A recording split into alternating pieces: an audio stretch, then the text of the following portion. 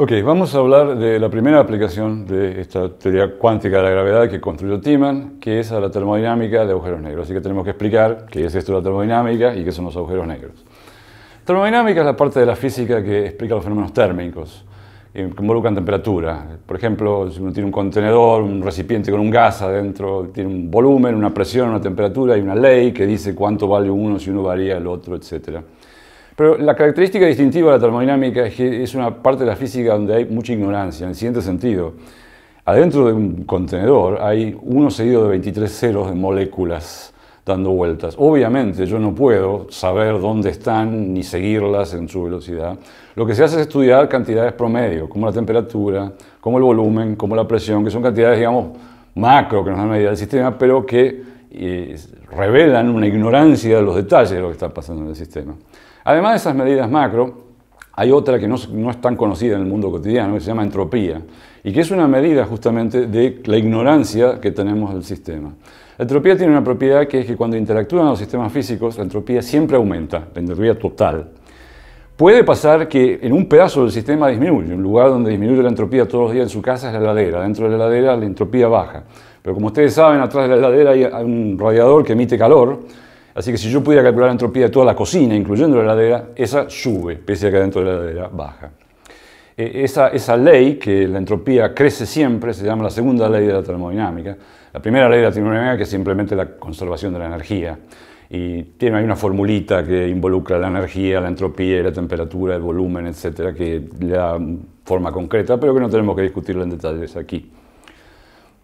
Bien, esa es la termodinámica. Ahora, ¿qué son los agujeros negros? Bueno, los agujeros negros son lugares donde la gravedad es tan intensa que nada puede escapar, ni siquiera la luz. Si yo aquí en la Tierra tomo un objeto y lo tiro hacia arriba, el objeto sube hasta una cierta altura y se cae. Si lo tiro más fuerte, sube más y se cae.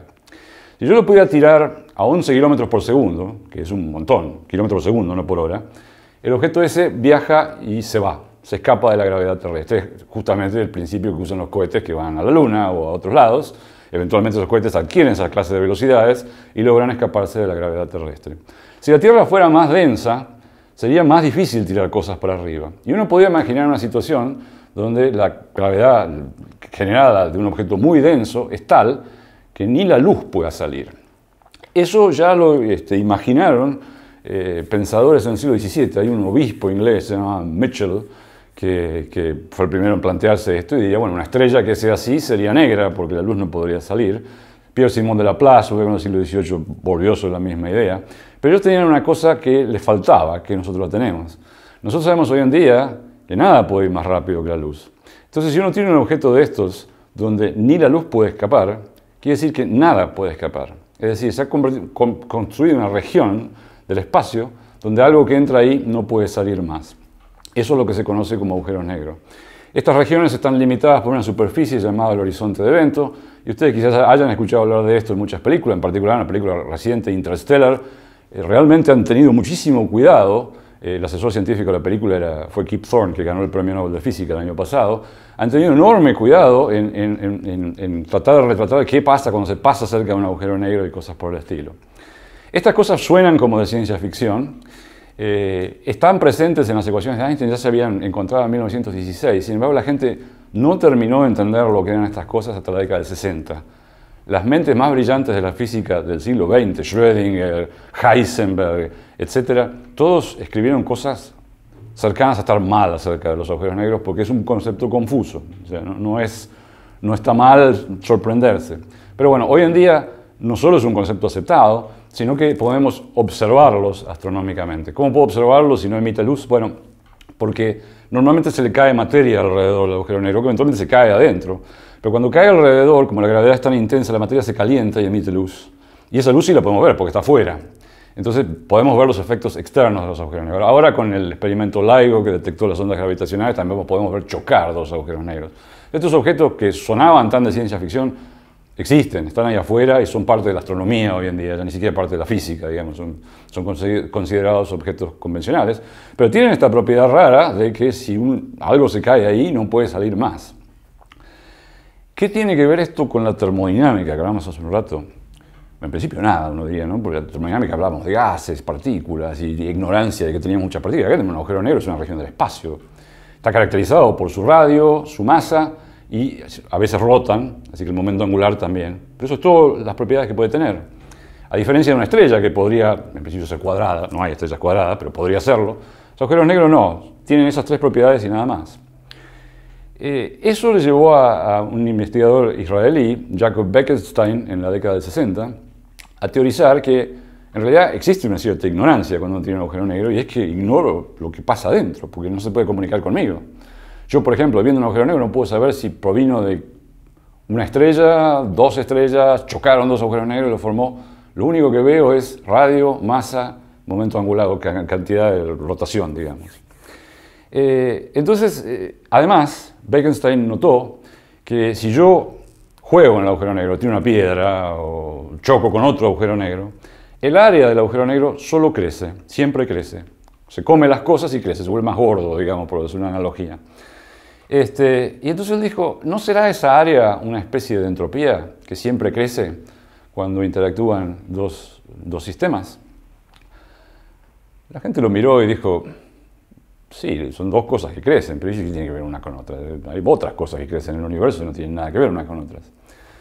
Así que al principio no tuvo gran aceptación esa idea. Incluso él escribió una primera ley de la termodinámica, es decir, conservación de la energía, donde decía cuánto cambia la energía del agujero negro. Bueno, el área jugaba el rol de la entropía y aparecía algo que parecía jugar un rol de una temperatura, pero no se sabía qué era. La situación cambió en el año 1975, cuando vino el famoso físico Stephen Hawking, que todo el mundo conoce, que hizo un siguiente cálculo. Él tomó un agujero negro y le puso a vivir arriba un campo cuántico. No cuantizó el agujero negro ni cuantizó la gravedad. El agujero negro está ahí quieto, no hace nada.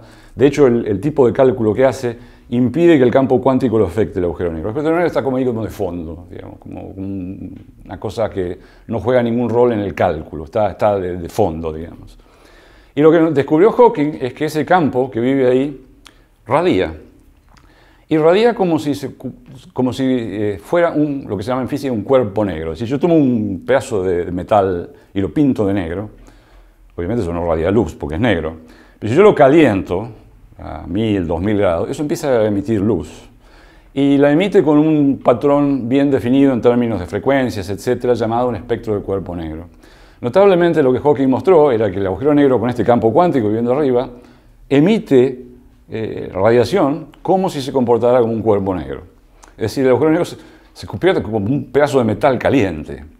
Y notablemente la temperatura que le salía a Hawking era la que necesitaba Bekenstein en esa formulita para que le diera la primera ley de la termodinámica. Es decir, ahora había una idea de por qué el agujero negro es térmico. El agujero negro clásico no es térmico, pero cuando uno pone campos cuánticos a vivir encima, hay radiación. Y ahora esta idea de que la entropía a lo mejor podía tener algo que ver con el área, con la ignorancia de lo que está adentro, tendría que ser explicada por una teoría que nos explique esa área en forma cuántica. Pero yo ya les di una teoría que explicaba las áreas en forma cuántica. Entonces ahí hay una oportunidad para que la gravedad cuántica de lazos explique ese asunto de la entropía de agujeros negros. Y nuevamente se resume en un dibujito. ¿Se acuerdan que hablábamos de la mesa que si la atravesaban líneas le daban área? Bueno, aquí está el agujero negro, el horizonte, y si la atraviesan líneas del campo cuántico, le dan área. Entonces, la entropía es, digamos, qué ignorancia tenemos de cuántas maneras posibles se puede hacer esto. Y eso es un cálculo matemático que se puede hacer. Uno puede decir, bueno, dada un área fija, ¿cuántos de estos dibujos yo puedo hacer que me llevan a la misma área?